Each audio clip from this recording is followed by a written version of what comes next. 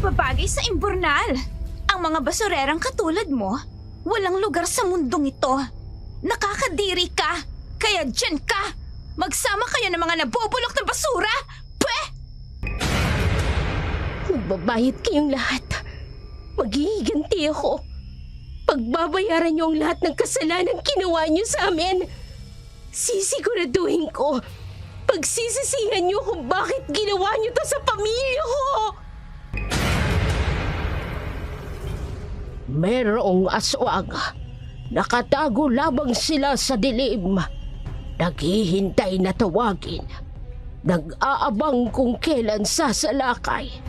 Hindi sila nawala. Nasa paligid lang natin sila. Nagmamasid. Sa kabilugan ng buwan, mas nagiging malakas sila at mapaghanap. Dark Shadow 101. Kumusta mga ka-shadow? Welcome back sa ating channel. Para sa lahat ng mga mahilig sa kwentong aswang at kababalagan, huwag nating kalilimutang mag-subscribe sa ating channel, Dark Shadow 101. Lahat ng aming ilalahad mula mismo sa ating mga letter sender na hanggang ngayon nanginginig pa rin sa takot kapag naaalala nila ang kanilang nakaraan. Kwentong kilabot at katatakutan. Narito na ang ating tula sa araw na ito.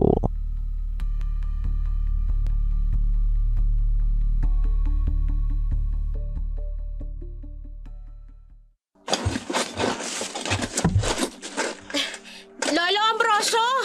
Dito po sa bandang to! Marami pong mapapakinabangan! Mga lata at karton po! Talaga po? Sandali lang at pupunta ako dyan. Jackpot tayo nito, Lo! Marami tayo mapagbebentahan para pambili na rin ho tayo ng gamot nyo. Salamat naman sa Diyos, Apo.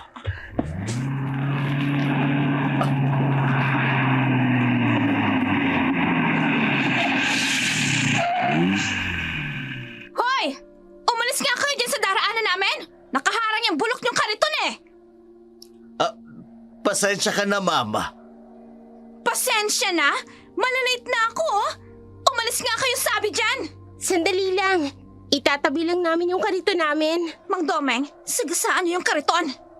Mama? Sagasaan mo sabi kung ayaw mong ipatanggal kita kay Daddy bilang driver ko? Opo, Ma'am.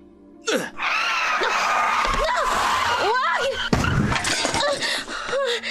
Diyos ko, ang karito natin, Apo.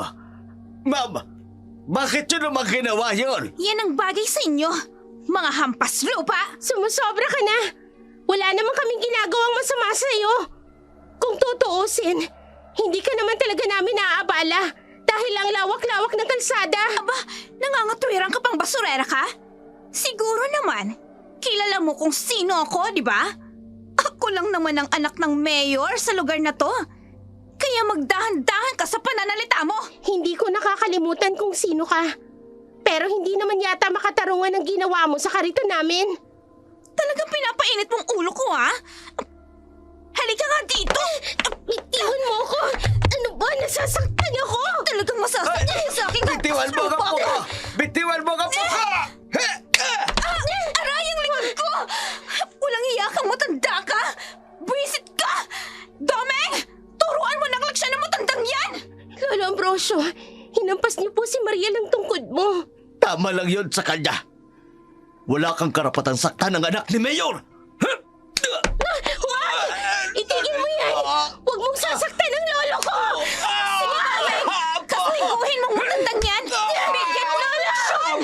Sige, hampasin mo pa ng kahoy! Tama na sa amin yan eh! Lolo Ambrosio! Sige, Domeng! Pag-ampas sa lolo ko! Tama na! Lolo! Sakit ang tawag ka. Diyos ko! Dumudugo na ho yung mukha niyo, Tilong! Tama na sabi! Mga walang hiya kayo! Wala kayong awa kahit sa matanda! At saan ka pupunta, ha? Hindi pa ako tapos sa'yo.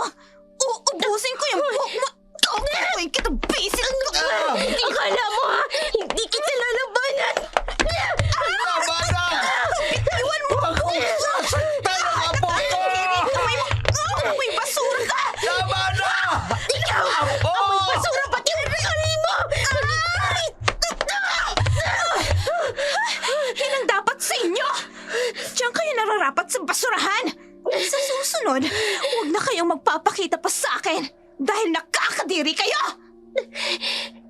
Lolo, kayong inaalala ko. Ayos lang ba kayo? Huwag mo ko alalahanin na po. Kaya kong tiisin ang sakit. Bye, mga hampas lupa. Sa susunod kasi, matuto kayong lumugar kung saan kayo nararapat. Tayo na, Domeng.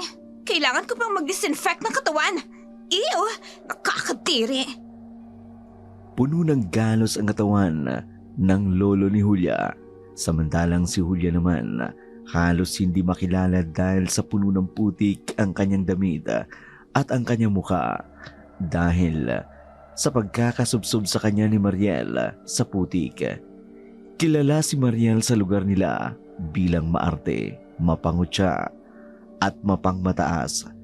Bunsong anak ito ng kanilang mayor kaya sobrang spoiled kahit wala na sa lugar.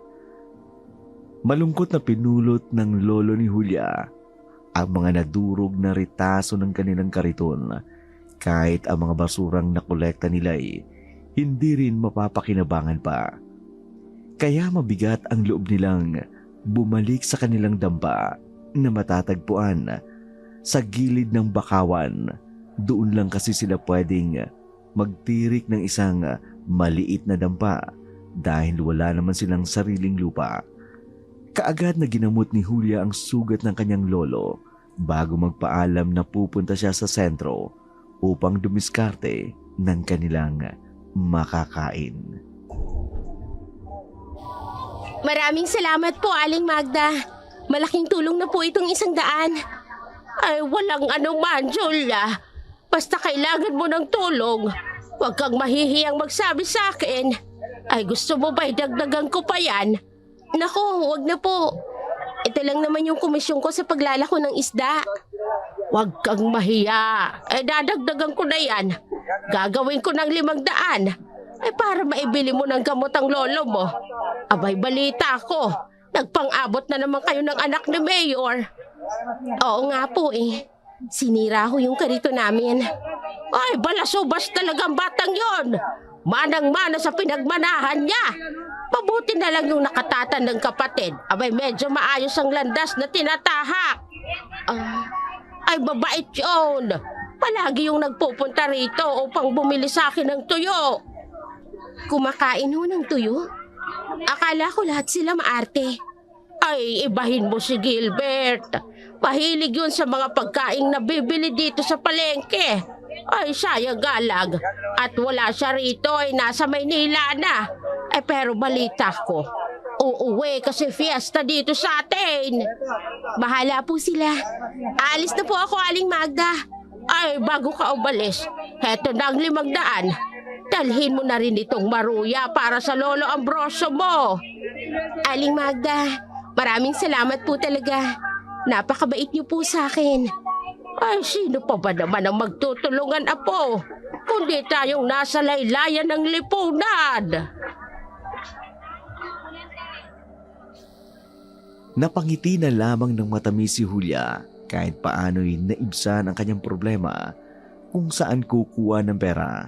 Mabait talaga sa kanya si Magda. Matanda na ito pero patuloy pa rin sa pagtitinda sa palengke. Malaki rin ang pwesto nito. Wala rin itong pamilya. Nag-iisa na lamang sa buhay.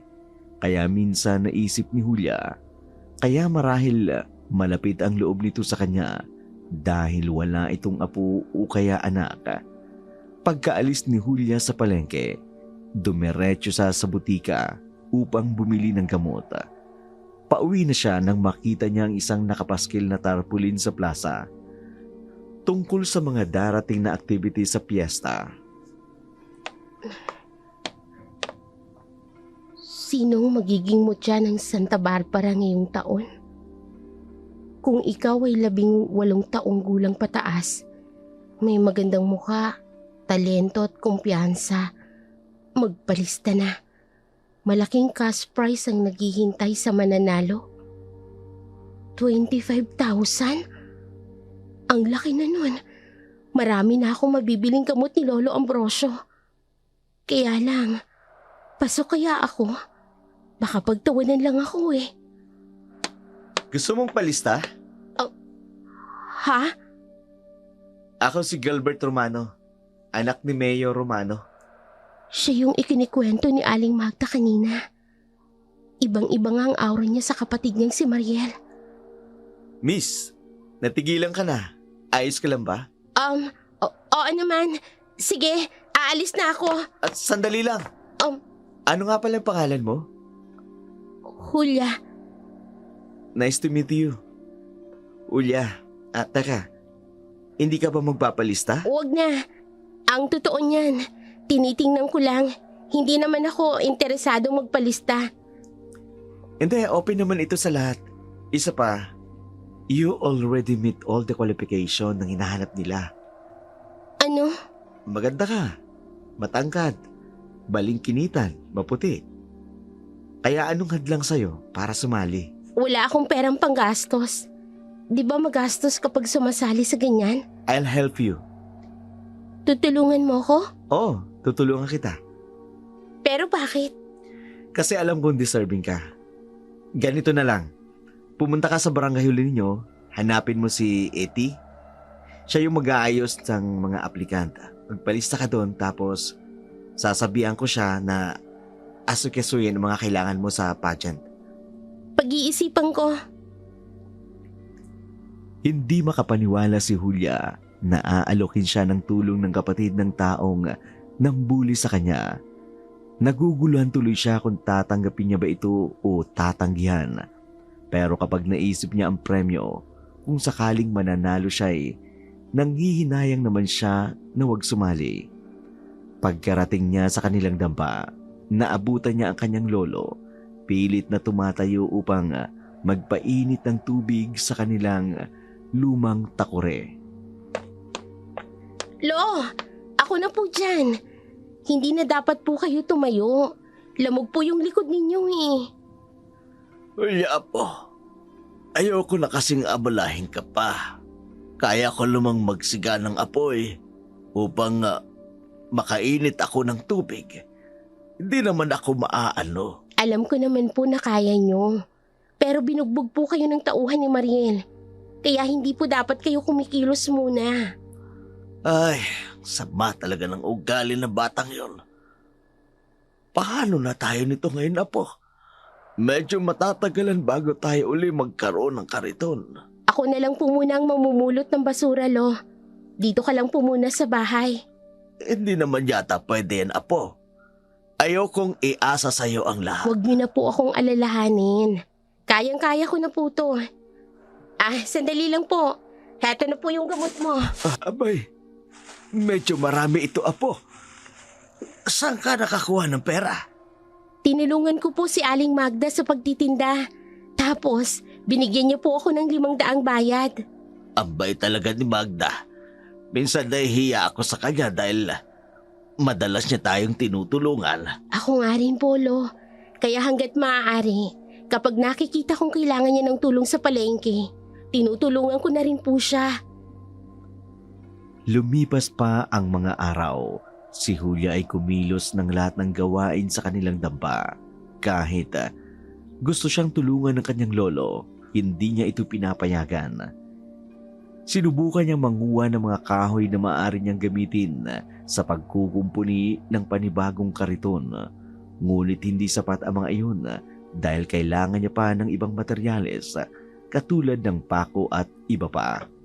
Kaya naman kinabukasan, maaga siyang nagising, nagtungo sa basurahan malapit sa paaralang pinapasukan din niya. Balak niya kasing mamasura muna pagpasok niya sa paaralan. Ngunit hindi pa man nangangalahati ang sakong dala-dala niya nabigla siya nang biglang tumilapon iyon sa may kabilang kalsada. Ano? Hindi mo pa talaga inilalagay sa lugar yung pagiging dukha mo, no? Pati dito sa school ay binabandera mo yung pagiging basurera mo? Wala ka bang kahihiyan? Ano bang problema mo sa akin, Mariel? Hindi naman kita pinakikialaman. Kung naaalibadbaran ka sa akin, di wag mo akong lalapitan.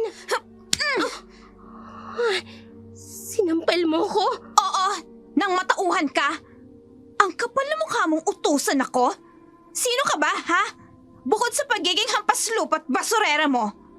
At ano tong nababalitaan ko, ha? Na nakikipag-usap ka kay kuya ko? Wala ka na ba talagang natitirang kahihiyan dyan sa katawan mo? Siya ang lumapit sa akin para kausapin ako. Ang kapal! Ang kapal! Sobra! Grabe! Narinig niyo ba yon? Ang kuya ko raw ang lumalapit sa kanya! Totoo ang sinasabi ko. Wala akong intensyon na kausapin ang kuya mo.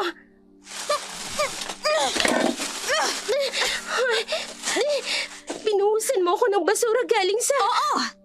Oo! Basura yan galing sa imbornal. Sige pa, Mang Domeng. Buhusan mo pa siya ng basura. Ano ba? Tama na! Ang baho! Tama na! Tigilan niyo na yan! Ano ba? Julia, my dear. Natauhan ka na ba sa pagiging ilusyonada mo? Sumusobra ka ng babae ka.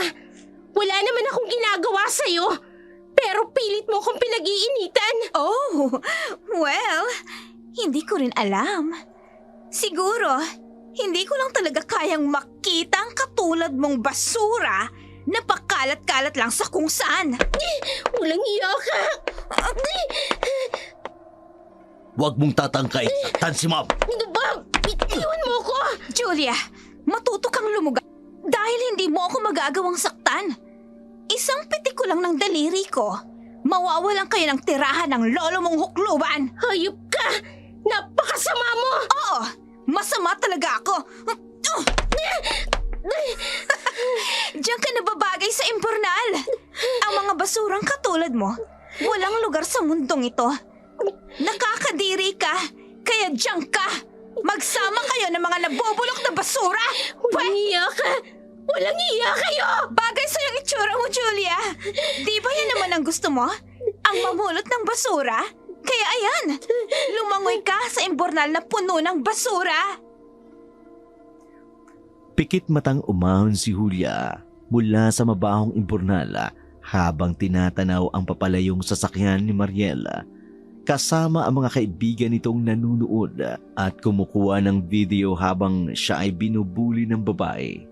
Bawat taong napapadaan sa kinaroroonan niya napatatakip ng ilong dahil masangsang ang amoy nito mula sa mga basurang kumapit sa kanyang katawan. Wala nang nagawa si Julia kundi ang bumalik sa kanilang dampa. Ngunit bago siya umuwi ay dumaan muna siya sa dagat upang doon magbanlaw. Ayaw niya kasing makita ng kanyang lolo ang ganung kalagayan dahil alam niyang mag-aalala ito. Ayaw niyang dagdagan pa ang alalahan nito. Pagkarating niya sa kanilang dampa, magtatanghali na naabutan niya ang kanyang lolo na kasalukuyang naghahablos ng talbos ng kamote at kasag na siguradong nahuli nito sa mga bitag sa bakawan. Lo, di ba sabi ko naman sa inyo, huwag ka munang kikilos. Apo, kaya ko na. Maayos ng pakiramdam ko. Isa pa, masasayang ito mga kasag kung hindi ko papandawin sa bitag na itinanim ko sa bakawan. Kayo na nga pong bahala. Basa ka yata. Naligo ka ba sa dagat? Opo, malinaw po kasi ang tubig sa dagat ngayon. Kaya naisipan ko pong maligo muna. May hindi ka ba sinasabi sa akin, Apo? Ho? Wala ho, Lo. Sinaktan ka na naman ng anak ni Mayor. Lo, huwag niyo na pong intindihin yun. Mukhang hindi talaga magbabago ang anak na yan ni Mayor, ano? Ang sama talaga ng ugali niya. Wala na po yatang balak na magbago. Papasok na po muna ako sa loob. Magbibihis lang po ako. Hindi na kumibo pa si Ambrosio. Sinundan na lamang nito ng tingin ang apo. Papasok sa loob ng damba. Lumipas na rin ang tanghalian. Hindi kumilos upang pumasok sa paaralan si Julia. Kaya malakas ang kutob ni Ambrosio na mukhang nagpang-abot na naman ito sa anak ni Mayor Romano. napabuntong hininga na lamang ng malalim ang matanda dahil mukhang ang kanyang apo ay palaging punterya ng kasamaan ng anak ng kanilang mayor. Samantala, kinabukasan ng Sabado, pumunta si Julia sa palengke upang tulungan si Magda sa pagtitinda upang kahit paano'y may pera siyang maiuuwi. Pero bago siya tuluyang pumunta sa pwesto ng matandang babae, ipinakilo niya muna ang mga nakalakal niyang mga bote. Papalabas na siya ng talyer ni Ismi nang biglang may tumalsik na putik sa kanyang damit galing sa mga uka ng lupa na natipunan ng tubig ulan, kaya naman nadumihan ang kanyang kulay puting damit. Oops! Sorry! Nandiyan ka pala, Julia. Hindi ka namin napansin. But don't worry. Bagay naman sa'yo eh. Mukha ka ng taong grasa. Hindi mo ba talaga ako titigilan? Ikaw ang dapat kong tanungin ng ganyan. Bakit ba kahit saang lugar ako magpunta ay nandun ka? Malamang. Iisang lugar ang tinitirhan natin, Mariel. Tama! Iisang lugar lang tinitirhan natin. Alam mo kung anong dapat mong gawin? Lumayas ka. Kasama ang lolo mong mukhang aswang. Huwag na huwag mong pagsasalita ng ganyan ng lolo ko. Insultuhin mo na ako't lahat. Huwag mong idadamay ang lolo ko. Oh? Anong gagawin mo? Sasaktan mo ako? Sige! At ipapadampot kita. Gusto mo ba yon? Ang sama-sama talaga ng ugali mo. I know, right? Domeng, paandarin mo ng sasakyan. Sumasakit ng mata ko eh. Dahil sa ampas lupang basurerang babaeng to. Walang hiya ka talaga. Oh, wait! Heto oh. Tinapunan mo ko ng mga basura. Oo, dahil di ba, nangangalakal ka naman ng basura. Kaya yan, tulong ko na sa'yo yan. Bye, Julia! Walang hiya ka. Akala mo hindi ako gaganti, ha? Hetong putik. Ibabato ko sa iyong maldita ka. Shit! Pinatong mo ako ng putek! Butit hindi ba kami nakakaalis na visit ka? Gagantihan kita! Hindi ako makapapayag na hindi ako nakakaganti! Nanggagalaiti sa galit si Mariela habang panay ang sigaw nito sa driver. Ngunit hindi siya nito pinakinggan. Lihim namang natatawa si Julia, lalo na nang makitang sapul sa muka ni Mariela dahil sa putik na ibinato niya rito. Pagkatapos ng pangyayaring iyon, dumiretso siya sa pwesto ni Magda. Natuwa naman ang matandang babae nang makita siya, ngunit kaagad ding napalitan iyon ng pag-aalala nang mapansin ang itsura ni Julia. Puno ng putik ang suot nitong damit. Oy, anong nangyari sa'yo, Julia? Ay bakit puno ng putik ang damit mo? Yung anak mo ni Mayor, pinagdiskitahan na naman ho ako. Ay, sumusobra na talaga ang anak na yan ni Mayor Romano. Hindi ka na talaga magawang tigilan. Gustuhin ko man pong saktan at labanan siya. Palagi po siyang may kasamang mga tauhan eh. Ay, sa bagay, ang mga taong katulad niya ay takot sa sarili nilang multo. Ay, huwag kang mag-alala, Julia. Makakaganti ka rin sa babaeng yun. Salamat po, Aling Magda. Alam kong hindi maganda ang magtanim ng puot sa puso. Pero sumusobra na po talaga si Mariel. Habang pinag-uusapan nila ang tungkol sa kasamaan ni Mariela, patuloy naman sila sa pagtitinda ng mga isda. Masaya si Julia dahil malaki ang naibenta ni Magda, kaya medyo malaki-laki rin ang ibinayad dito sa kanya. Masayang-masaya si Julia habang pauwi sa kanilang bahay. Hindi niya alintana ang putik sa damit. Ang mahalaga ay maipakita niya sa kanyang lolo ang binili niyang kalahating litsyong manok na sa baldika. Minsan lang silang makakain ng masarap, kaya sigurado siyang matutuwa ang kanyang lolo. Ngunit malayo pa lamang siya sa kanilang damba. Biglang kinabahan si Julia, lalo na nang makita niya nagkalat sa lupa ang kanilang mga kaldero. Ang nag-iisa nilang baboy ay nakawala sa kulungan, nakahandusay sa lupa, duguan. Patakbong pumasok si Julia sa loob ng damba. Ganun na lamang ang kanyang pagkabigla nang tuluyan siyang makapasok sa loob. Lolo! Oh, Diyos ko! Nakahandusay siya sa lupa at tumutugo ang ulo niya. Lo, anong nangyari? Sino may gawa nito sa inyo? Lolo!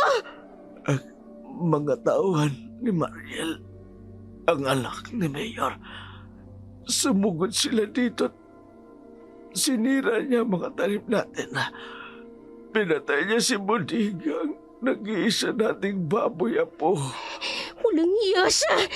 Magbabayad sila sa ginawa nilang ito, Lo! Dadaling ko po kayo sa ospital, Lo. Kailangan niyo pong magamot. Apo, wag na.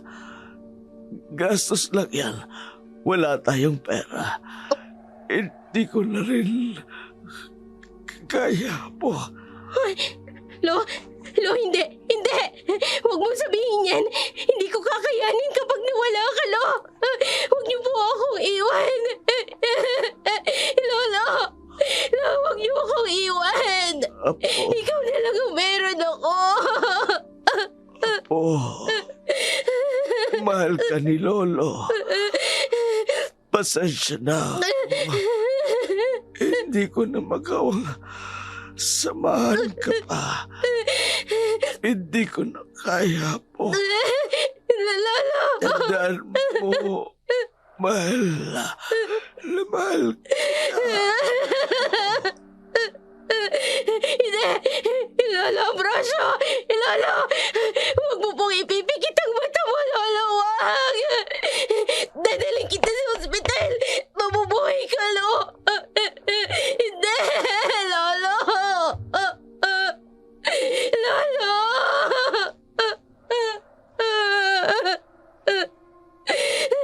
Magbabayad kayo lahat!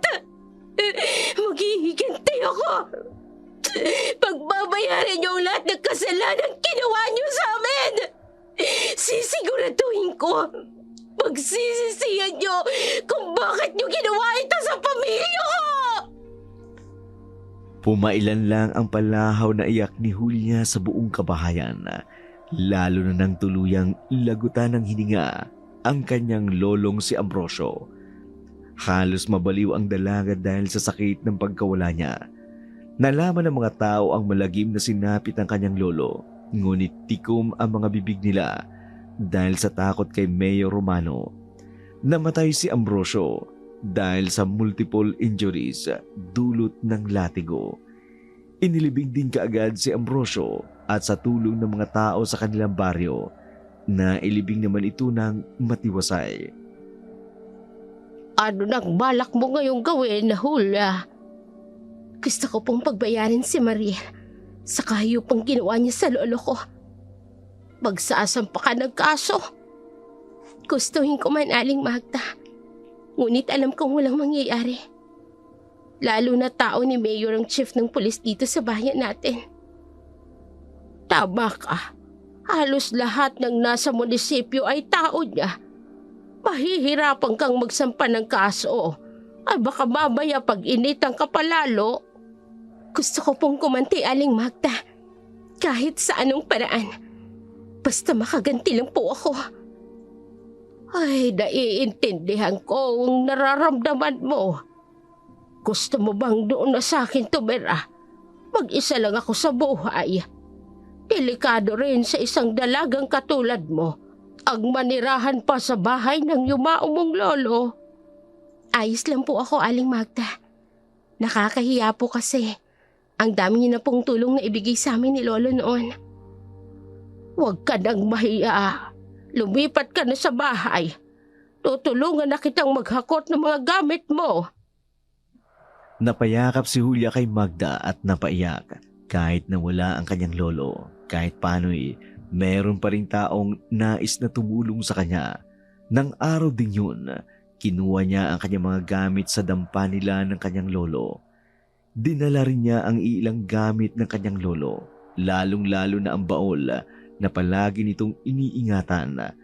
Naruroon ang mga luma nilang litrato, Pagkarating niya sa bahay ni Magda, napangiti siya. Maaliwalas at konkreto ang bahay. Malaki rin para sa isang taong nakatira lamang doon. May 3 kwarto, malawak na sala at kusina. Kumpleto rin ang appliances. Magiliw siyang tinanggap ni Magda at dinala sa isang malaking bakanting kwarto. Eto ang magiging silid mo, Julia. Sana'y maging komportable ka dito. Maraming salamat po, Aling Magda. Sa totoo lang po, mas malawak pa po ito sa bahay namin ni Lolo. Gusto kong maging komportable ka rito sa bahay. Ituring mo na rin itong sayo. Maraming salamat po. Hayaan niyo po. Masisipagan ko po ang pagtulong sa iyo sa pagtitinda sa palengke. Ay, batang ito, oo. Huwag mong alalahanin yon. Ang isipin mo ngayon ay ang pag-aaral mo. Ilang araw ka nang absent. Matatahimik lang po ako, Aling Magda. Kung naiganti ko na ho ang Lolo Ambrosio ko. Gusto mo ba talagang gumante? Opo. Gustong-gusto ko pong gumante. Nakita ni Julia ang bahagyang pagngiti ni Magda sa kanya. Iniwan din agad siya ng matanda sa loob ng kwarto at mag-isa na lamang siya doon na nag-iiyak. Lumipas ang ilang oras, nagpa siyang lumabas ang dalaga. Kaagad niyang hinanap si Magda. Naabutan niya ito sa labas. Habang nakatanaw sa bilog na buwan, kaagad niya itong nilapitan. Aling Magda, pasensya na po. Ngayon lang po ako lumabas ng kwarto. Ayos lang yun. Nakapagluto na ako ng hapunan natin. Naku, nakakahiya naman po. Sana po tinawag niyo po ako para natulungan ko po kayo. Julia, wag mo nang alalahanin pa yon. Sanay akong gumawa ng gawaing bahay. Ilang dekada na akong mag-isa sa buhay. Bakit po pala hindi ka na nag-asawa, Aling Magda? Dahil sa isang malalim na dahilan, Julia. Ikaw, yung sinabi mo sa akin kanina, gusto mo ba talagang gumante?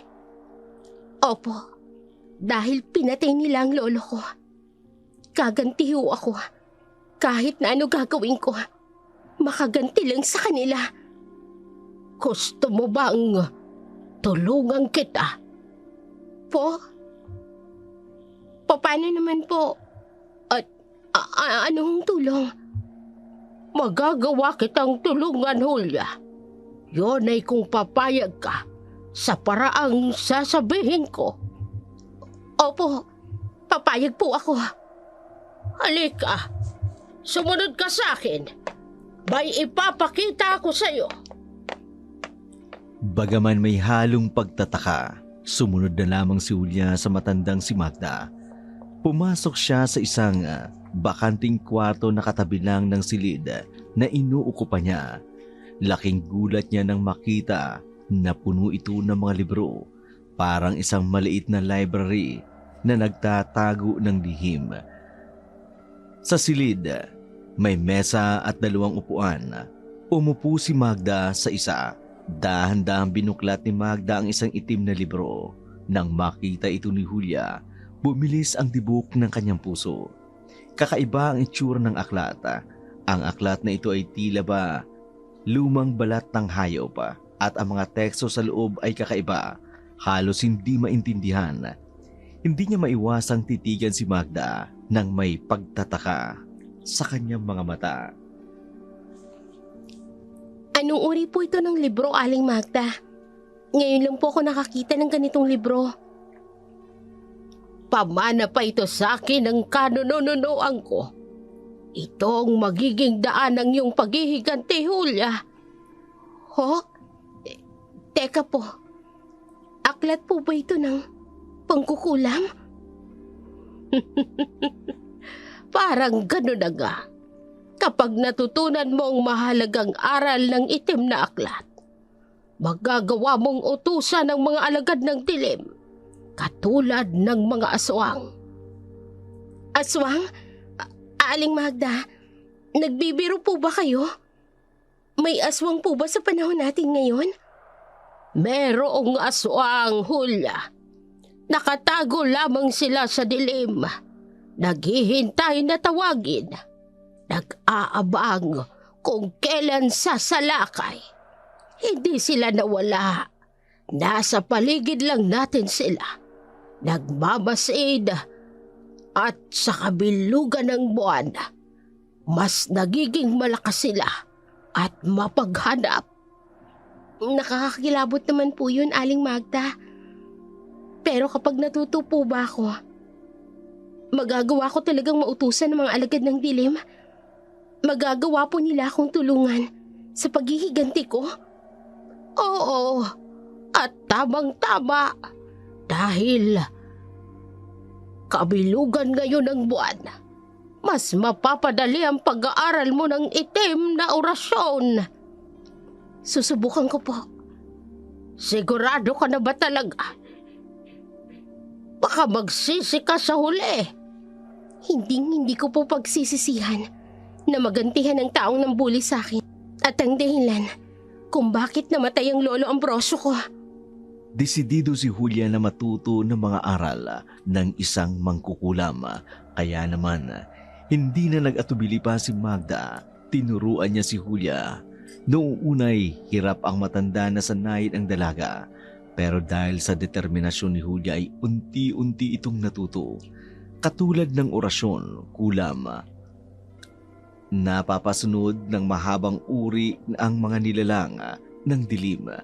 Habang lumilipas ang mga araw, mas lalong nagiging maalam si Julia patungkol sa kaalaman ng librong itim. Isang araw, habang papasok si Julia sa kanyang klase, hinarangan siya ng grupo ni Mariela. Hi, Julia! Ngayon lang yata kita nakita dito sa school. Kamusta ka naman? Kamusta naman ang Lolo Ambrosio mo? Nananadya ka ba talaga? Ako? No way! Alam mo ikaw, kahit kailan ang dumi ng utak mo, no? Wala naman akong ginagawa sa'yo, girl. Ikaw tong pakalat-kalat na parang basura dito sa campus. Tapos sa akin ka galit? Akala mo ba, hindi ko alam na ikaw ang dahilan kung bakit namatay ang lolo ko? Ha? Hey! Magdahan-dahan ka sa pananalita mo. Sinabi sa akin ng lolo bago siya malagutan ng hininga. Wala ka talagang pusong babae ka. Maghintay ka lang. Dahil mas malala pa sa sinapit ng lolo ko ang sasapitin mo. Tinatakot mo ba ako, ha? Akala mo naman matatakot ako sa'yo? Peneta apes dulces ad florem vocantes. Ay! May mga bubuyog! Ay! Kinukuyog nila ako! Nako! Si Mariel kinukuyog na napakaraming pupuyog! Saan kaya mamupuyog na yan? Tulungan natin kawawa naman! Baka mamatay siya! Help! Tulungan niyo ako! Kulang pa yan sa ginawa mo sa lolo ko.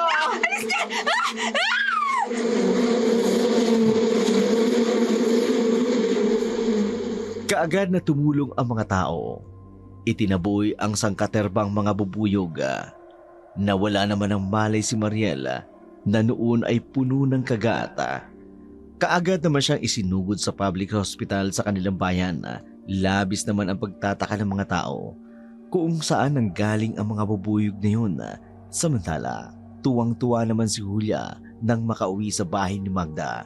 Kaagad naman itong napansin ng matanda, kaya agad niya itong tinanong kung ano ang dahilan ng kasiyahan nito. Ginawa ko yung orasyon na natutunan ko sa itim na aklat. Kumana siya, Aling Magda. Kinuyog ng mga bubuyog ang walang hiyang si Mariel. Kaya hayon, isinugod siya sa ospital. Kamangha-mangha ang galing mo, Julia. Nagawa mo agad ang orasyon nang walang kahirap-hirap. Kulang pa ho ang nangyari sa kanya, Aling Magda. Gusto kong manginig siya sa takot at hindi niya nananaising mabuhay pa. Ay. Bakit po, Aling Magda? Wala naman. Ang mabuti pa ay magpahinga ka na. Alam kong pagod ka sa maghapon mo sa eskwelahan. Hindi po. May oras pa ho ako para mangalakal po ako ngayon. Pero Hulya, binibigyan naman kita ng pera. Aling Magda, nakakahiya po kasi. Pinapatiran niyo na po ako dito sa bahay ninyo ng libre. Hayaan niyo na po akong gawin ito. Ikaw ang bahala. Basta umuwi ka bago magdilim. Opo, Aling Magda. Katulad ng sinabi ni Hulya, pumunta nga siya sa dam site at nanguha ng basura. May naipon naman siyang bakal at mga karton na maaari niyang ipakilo sa talyer ni Ismi. Bago matiyak na sapat na ang kanyang nakalakal, nagtungo siya sa talyer ni Ismi. Iilang trabador lamang ang natitira doon pero wala sa mga iyon ang pansin ni Hulya. Pagkatapos niyang magpakilo, sa halip na umuwi ay dumiretso siya sa daan patungo sa bahay ni Mayor Romano upang magmanman kung nakauwi na nga ba si Mariel galing sa ospital. Kailangang malaman ko kung nakauwi na ba galing ng ospital ang bruhang si Mariel.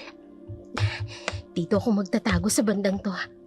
Tanaw at dinig ko ang mga tao sa bakuran nila. Yaya, bilisan niyo nga ang kilos niyo! Ang sakit-sakit na ng mga sugat ko! Ano ba? Ang babagal niyong kumilos! Ang sama talaga ng ugali ng babaeng to. Mamamatay tao ka. Pareho kayo ng ama mong walang hiya. Mariel, ano ba? Huwag mo namang sigawan ang mga katulong. Oh, shut up, kuya! Nasasabi mo lang yan dahil hindi ikaw ang nasa kalagayan ko. I swear, may sademonyong babaeng yun. Manang, gamutin niyo na lang ang sugat ni Mariel. At ikaw, Mariel, pumasok ka na sa loob ng bahay. Nakakahiya. Dinig na dinig ng mga kapitbahay ang boses mo. Huwag mo nga akong pakialaman. Pareho lang kayo ni Dad. Bahala ka nga sa buhay mo. Alam mo, ang hirap mong intindihin. Oo, sige na! Iwan niyo ako lahat! Ito na ang pagkakataon ko. Aalamin ko ang bawat kilos mo, Mariel. Upang maisagawa ko ng plano ko na paghihiganti sa iyong babae ka. Nagmanman si Hulya sa malaking bahay ng kanilang mayor. Inalam niya ang bawat kilos ni Mariela, kung anong oras ito pumapasok sa silid at kung anong ginagawa bago matulog. Ilang oras din ang tinagal niya roon bago siya umuwi. Malalim na ang gabi nang dumating siya sa bahay ni Magda.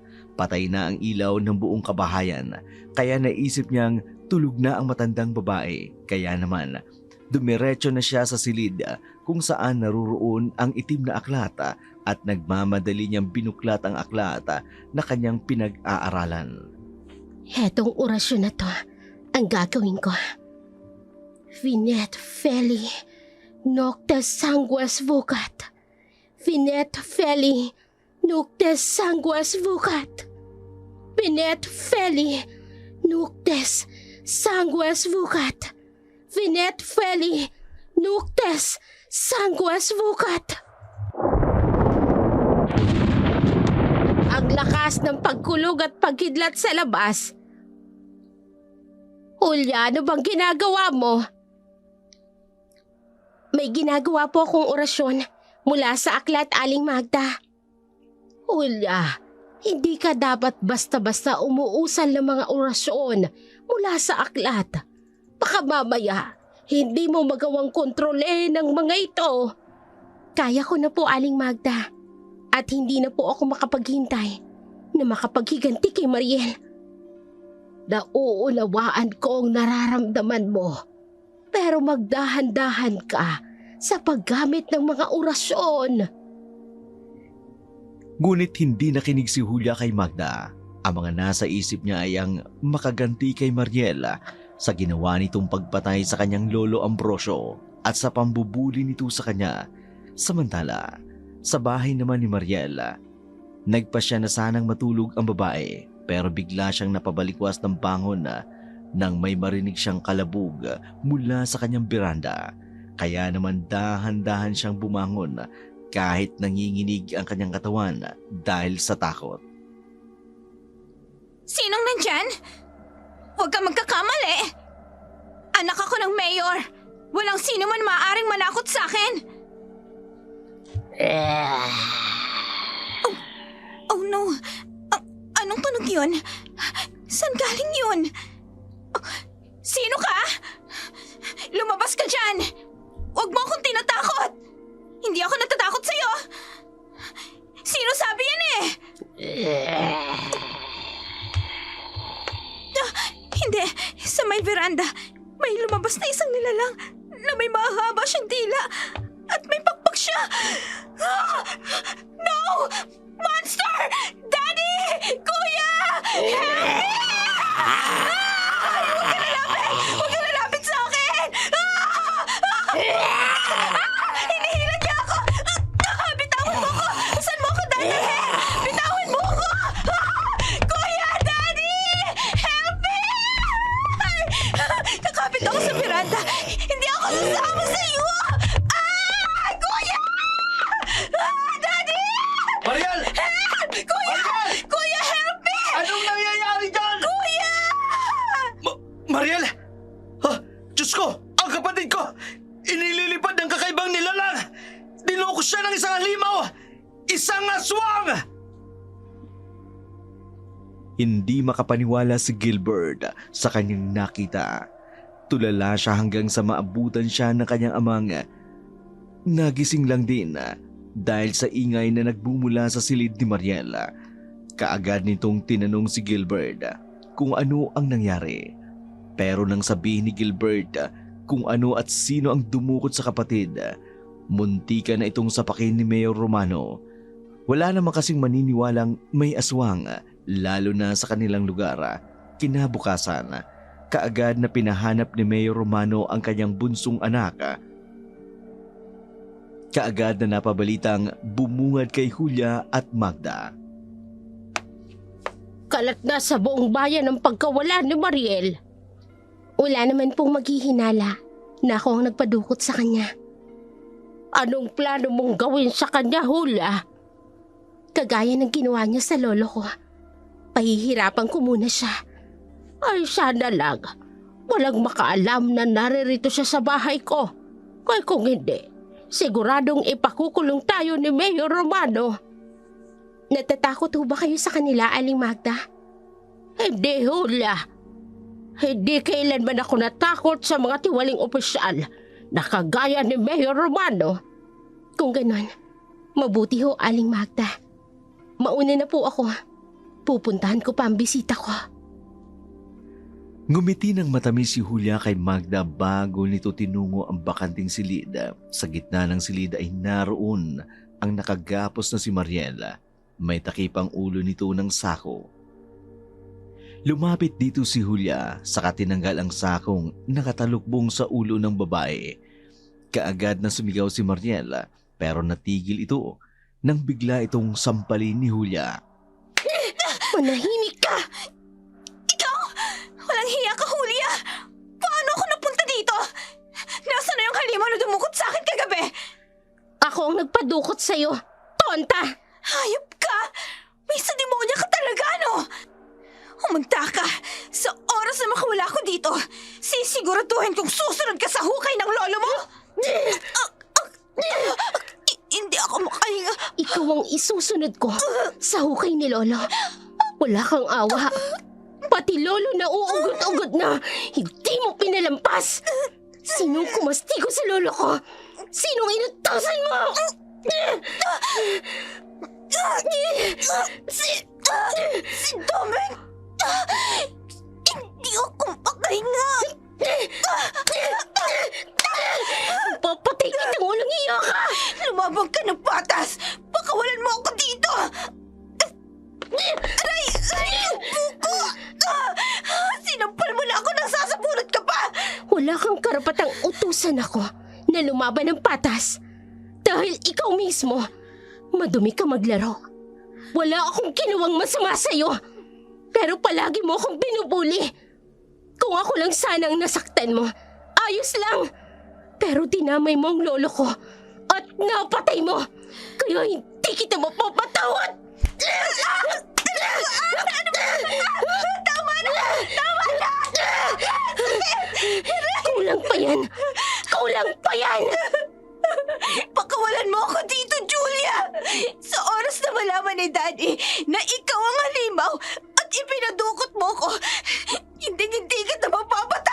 Wala akong pakialam sa tatay mong bruha ka.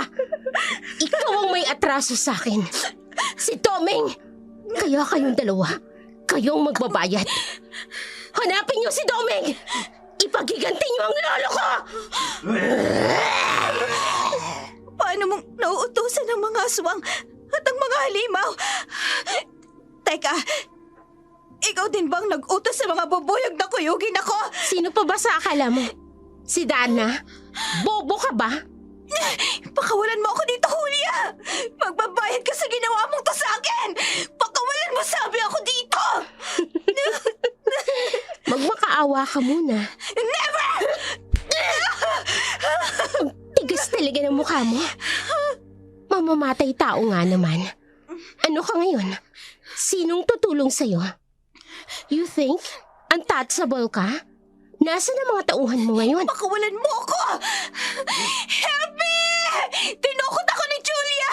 May alagad siyang aswang! Saklolo, tulong! Walang makakarinig sa'yo, Mariel. Wala! No!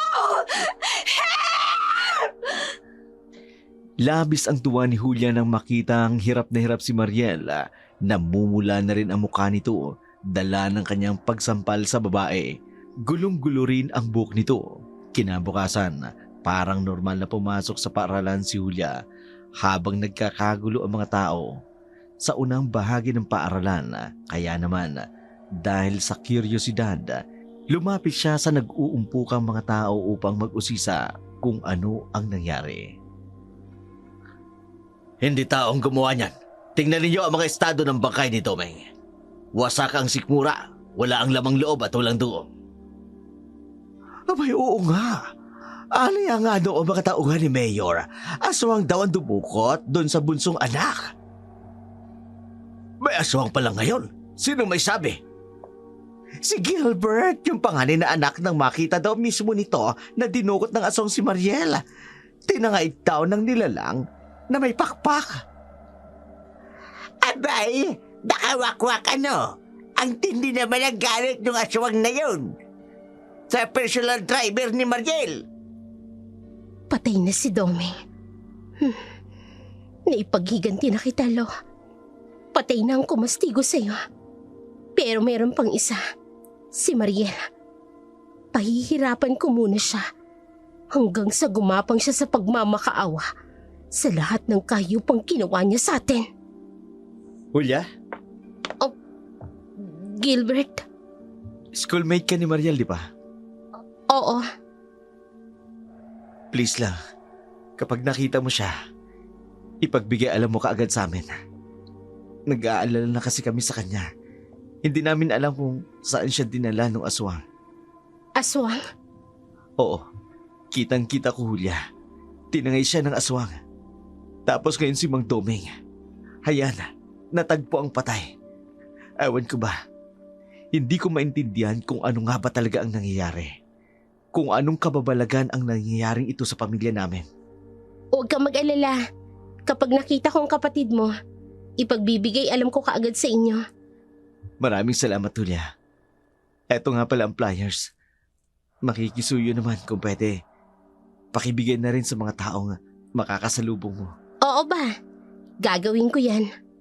Napawi ang ngiti ni Julia nang tuluyang umalis si Gilbert kasama ang iba pang tauhan ni Mayor na naghahanap kay Mariela. Kaagad niyang inilagay sa kanyang bag ang flyers na ibinigay ng lalaki. Lumipas ang maghapon, walang ibang usapan ang mga estudyante kundi ang pagkawala ni Mariela at ang pagkamatay ni Domeng. Marami ang nagsasabing aswang ay may kagagawa ng lahat, lalo na't sinabi ni Gilbert na nakita raw nitong isang aswang ang dumukot sa kanyang kapatid. Pagka-uwi ni Julia mula sa paaralan, kaagad siyang dumiretso sa silid kung saan nakakulong si Mariel.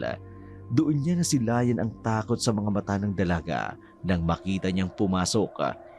Isang anyo na noon niya lamang nakita. Ikaw, pakawalan mo ako dito. Marunong ka rin palang matakot. Hindi ako natatakot sa iyong hampas lupa ka. Oh, come on. Kitang-kita ko ang takot sa mga mata mo, Mariel. Sa oras na makawala ako dito, magpapahit ka. Hindi ako natatakot sa'yo. Kahit na may mga alagad ka pang aswang. Talaga? Alam mo, may balita ako sa'yo. Si Domeng, yung loyal mong driver na pumatay sa lolo ko dahil sa utos mo, ayun, patay na rin. Pinatay ng aswang kagabi. Hindi. Nagsisinungaling ka. Buhay pa si Domeng. Sinungaling ka. Tinatakot mo lang ako. Ayaw mong maniwala? Ayan, tingnan mo ang mga larawan mula sa balita. Tingnan mo. Hindi. Hindi totoo yan. Eto oh, may mga flyers ako. Mga flyers ko. Oo, hinahanap ka ng pamilya mo. Alam mo ba kung sinong nagbigay sa akin yan? Ang kuya mo. Tinanong niya sa akin kung nakita raw ba kita. Siyempre sabi ko hindi. Ayun, paniwalang-paniwala siya na medyo nakonsyensya nga ako eh. Kasi hindi naman kasing itim ng budhi mo ang budhi ni Gilbert. Pakawalan mo ako dito. Gusto ko nang umuwi. Hindi ko naman ginustong mamatay ang lolo mo. Kasalanan niya yon kasi nanlaban siya. Gusto ko lang namang ipasunog ang bahay niyo. Pero nanlaban siya. Kaya inutusan ko si Domeng na bugbugin na lang ang lolo mo.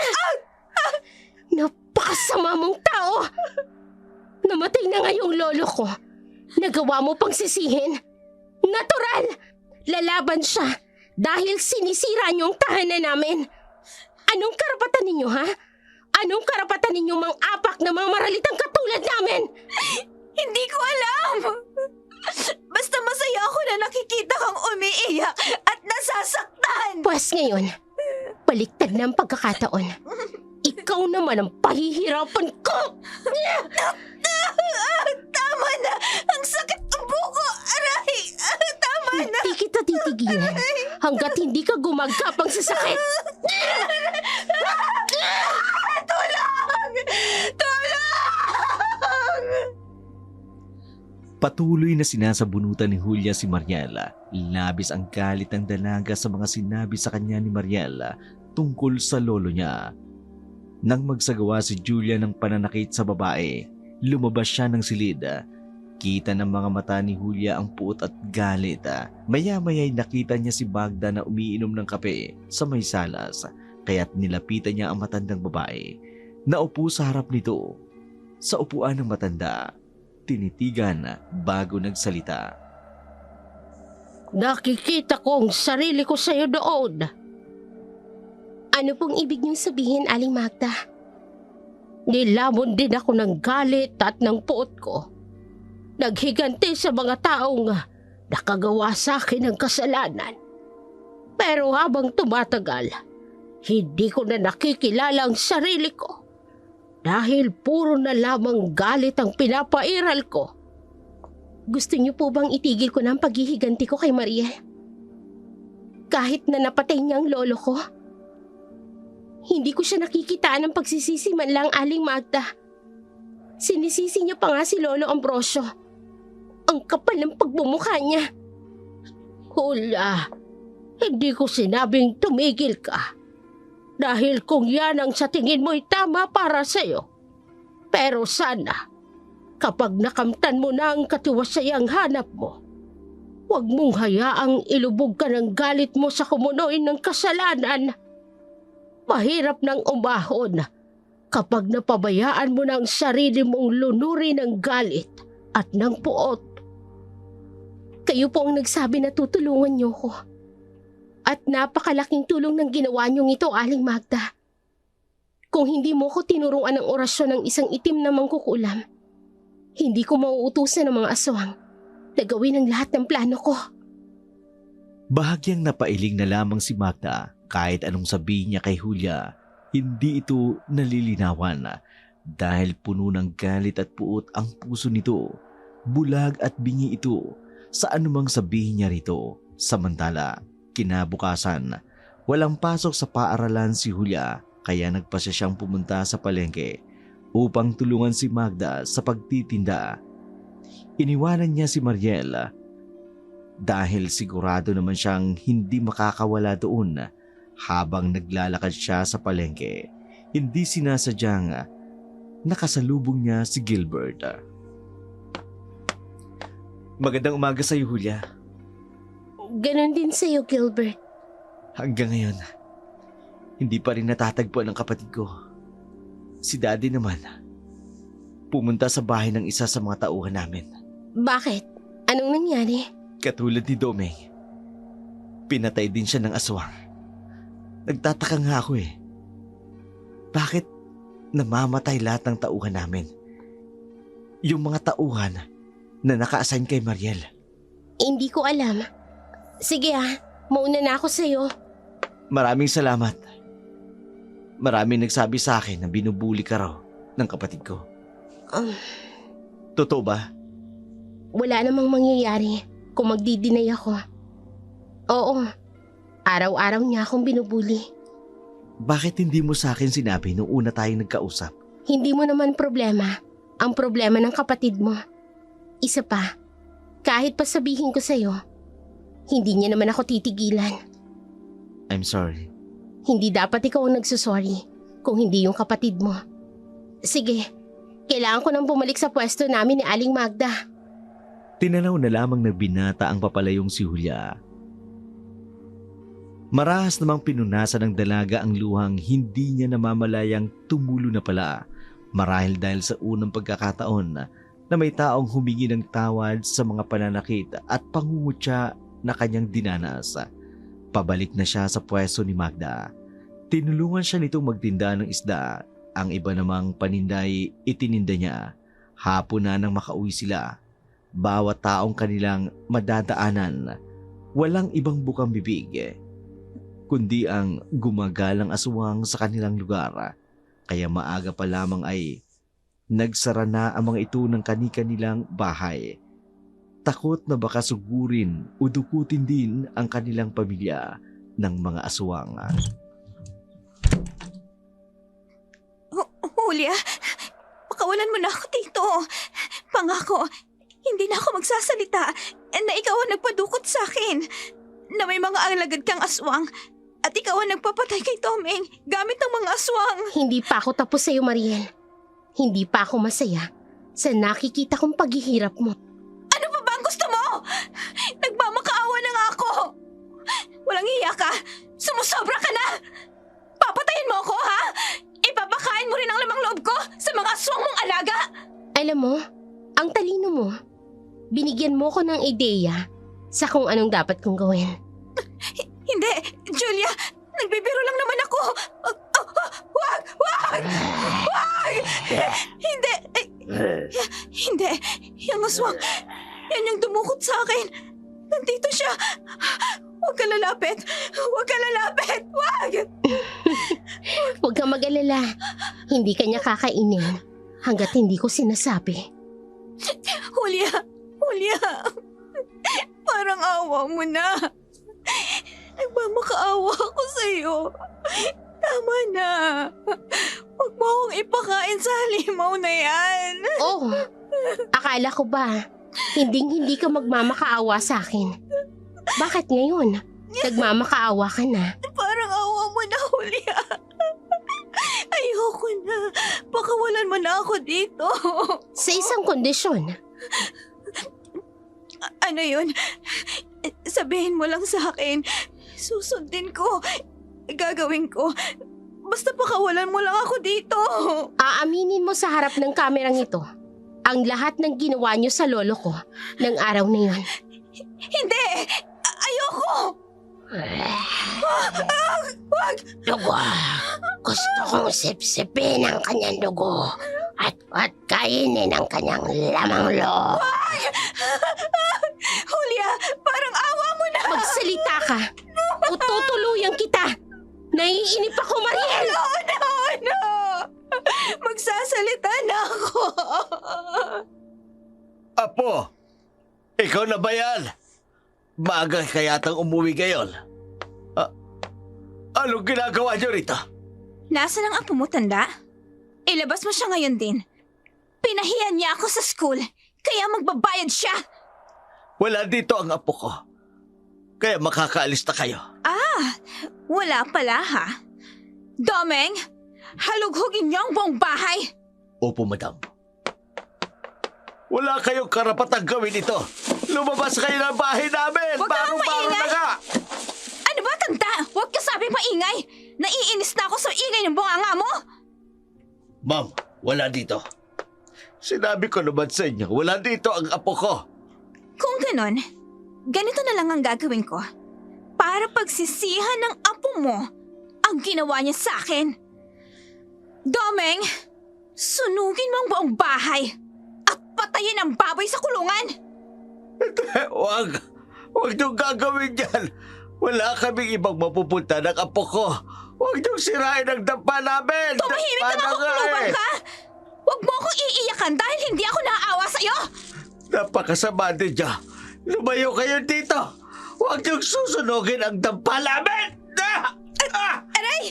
Ano ba? Tigilan mo ang pambabato mo! Domeng! Umalis Tigilan mo kayo dito. matandang yan! Umalis kayo dito. Tumbagay sa'yo matanda ka. Sige, Domeng! Kastiguhin mong matanda! Ito pa. Sige lang, Domeng! Ano ba? Huwag mong titigilan! Ma'am, hindi na siya kumikilos. Mukhang baldado na. Napuruhan yata namin ni Tano. Pabayaan niyo na yan dyan. Yung baboy, barilin niyo. Tingnan ko lang kung may matira pang kabuhayan ng pesteng Hulya na yon. Halos madurog ang puso ni Julia habang pinakikinggan ang lahat ng mga sinasabi ni Mariel.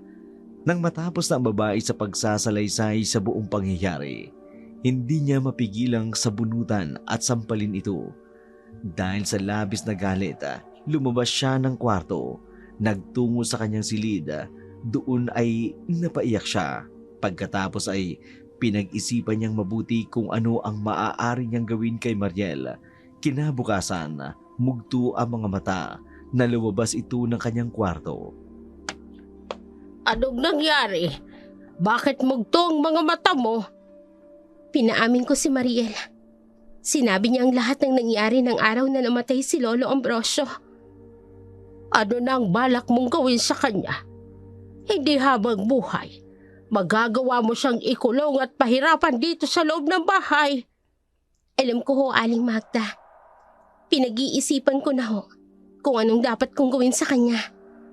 Pag-isipan mong mabuti. Lalo na ngayon, hindi tumitigil ang pamilya niya sa paghahanap. Marami na ring mga pulis ang nagtatanong-tanong sa mga bahay-bahay kung nakita ba nila si Mariel. Ang iba'y tahasang pumapasok. Iba talaga kapag mga tiwaling opisyal. Huwag po kayong mag-alala, Aling Magda. Aalisin ko na siya sa bahay na ito bago pa makarating mga tauhan ni Mayor dito. Tumango na lamang si Magda bago nagpatuloy sa paghiwa nito ng mga gulay. Katulad ng sinabi ni Magda, marami nga siyang narinig na reklamo hinggil sa tahasang pagpasok ng mga tauhan ni Mayor Romano sa mga bahay-bahay upang hanapin lamang si Mariela.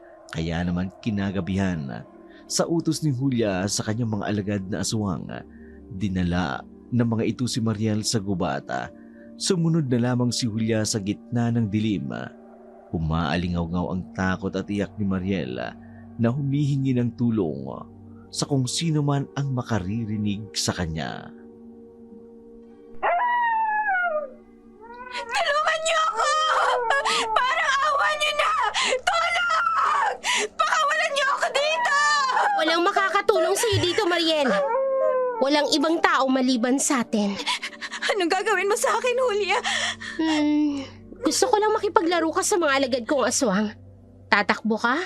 Hahabulin ka nila. Hindi! Hindi! Hayop ka!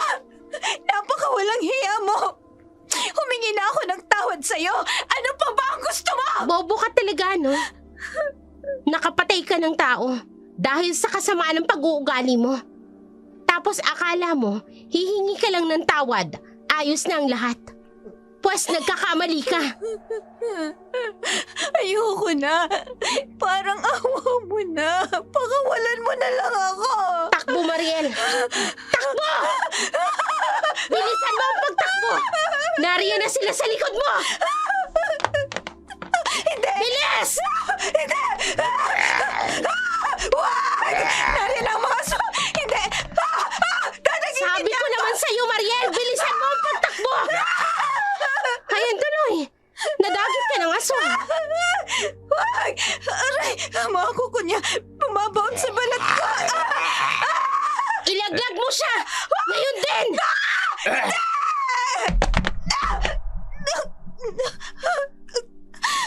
Ang buong katawan ko! Ang sakit! Aray! Ang paa ko parang nabali! Ano, Mariel? Hindi ka na ba makatayo ngayon? Paano yan? Hindi ka na makakatakbo. Paano ka makakatakas niyan? Huwag niyo na akong pahirapan pa. Patayin niyo na lang ako. Aray ko. Hindi ko ibibigay ng ganun kadali ang gusto mo. Gusto ko, araw-araw kang maghirap at usikin ang konsensya mo dahil sa ginawa mo sa lolo ko at sa pagpapahirap mo sa akin. Kagapang ako.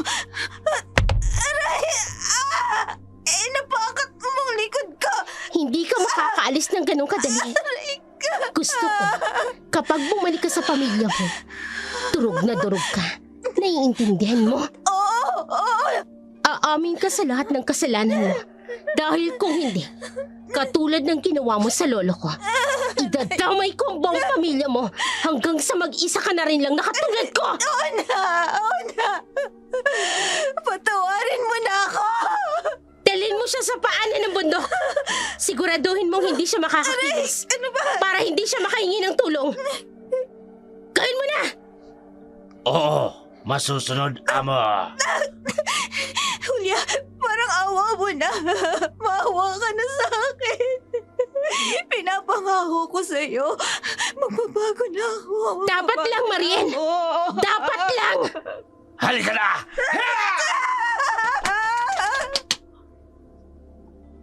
Sa kalaliman ng gabi, dinagit siya ng aswang patungo sa lugar na sinasabi ni Julia.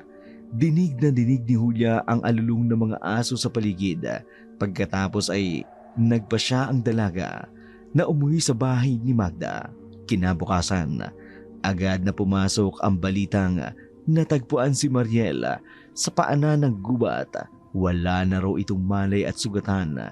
Nakatingin naman si Magda at Julia at naghihintay kung magsusumbong nga ba si Mariel sa kung sino ang dumukot sa kanya. Lumipas ang maghapon. Wala silang natanggap kahit na anong balita. Sino yan? Daddy? Ikaw ba yan? Kuya Gilbert? Ako to, Mariel. Julia? Anong ginagawa mo dito? Paano ka nakapasok dito? May nagbabantay na tauhan sa labas ng kwarto ko. Nakalimutan mo na yata kung anong kaya kong gawin. Kaya kahit maglagay pa ang daddy mo ng maraming tauhan, hindi gagana sa akin yan. Anong kailangan mo sa akin? Akala ko ba pinapalaya mo na ako? Kayo ng alagad mong aswang. Hindi ba may usapan tayo? Aamin ka sa kasalanan ginawa mo?